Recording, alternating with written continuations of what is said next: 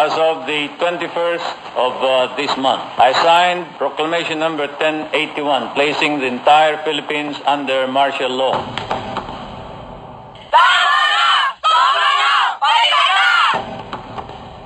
Nakahanda na ako kung anong gusto nilang gawin. I'm ready for any kind of eventualities.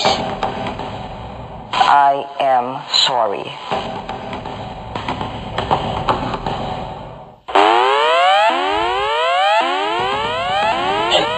Kailangan din laging titiyakin na ligtas yung mga bata sa Mahigit 8 oras na pong nagaganap ang hostage drama na ito. Nakikita natin ngayon sa teleradyo, kumpirmado merong bumaksak na. Ito'y kuha na ng ating Sky Patrol. O, yan po'y aktual, live via 3G po, yung kuha itong... Press con ni Senator Antonio Trillanes sa loob po ng Manila Pen.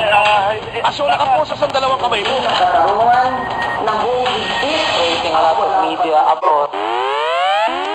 Is the opportunity to move into the multimedia environment and the multi-platform environment. Hindi nakalagpas sa mga kapamilya nating tsuper ang mahalagang kaganapan na yan. Dahil habang pumapasada ako ang mga radyo nila sa DZM, gaya na lang nitong si Isa sa Mang mga Felix. jeepney driver na bumabiyahe dito sa lungsod ng Quezon. Mukhang problemado itong mga dadaan sa may C5 dahil mabagal na naman itong southbound lane na tatawid hanggang Quezon. Kumusta kayo dyan, mga suking motorita? Ayan. Bawat kapamilya natin ay malayang nakapagpapahayag ng kanilang damdamin.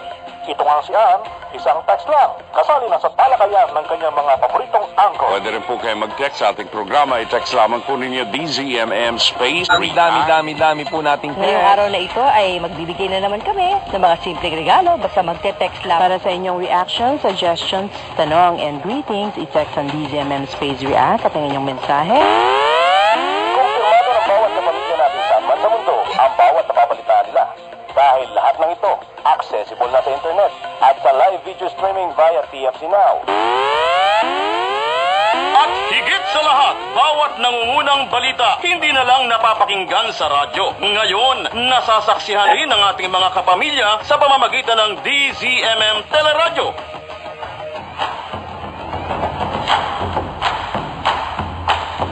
Dahil sa suportang hatid ng mga cable operators, nararamdaman ng maraming kapamilya, iba't ibang probinsya at rehiyon sa bansa ang nangungunang pagbabalita at paglilingkod ng DZMM Teleradyo. Kaya naman, maraming salamat po sa bawat kapamilyang cable system ng DZMM Teleradyo.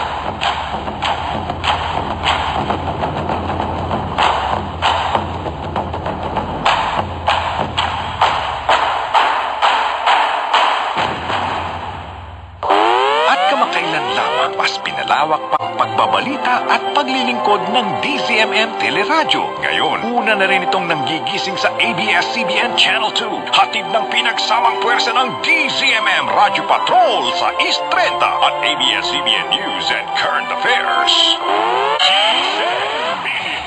Magandang gising, magandang Pilipinas. Kami pa rin po ang inyong mga tagapaghatid balita. Gising bangon, Cheryl Cosim. At Alvin El Chico. Welcome po sa mga tagapakinig at tagapanood sa ABS-CBN Channel 2. Magandang umaga sa mga kapamilyang Pilipino sa buong mundo. Todo balita worldwide. Nasabay na napapakinggan at napapanood sa DZMM Teleradyo at sa ABS-CBN Channel 2. Sa paglipas ng mga taon, mas maraming mga Pilipino ang naaabot ng mga proyekto at programa ng DZMM Radyo Patrol sa Estrenta.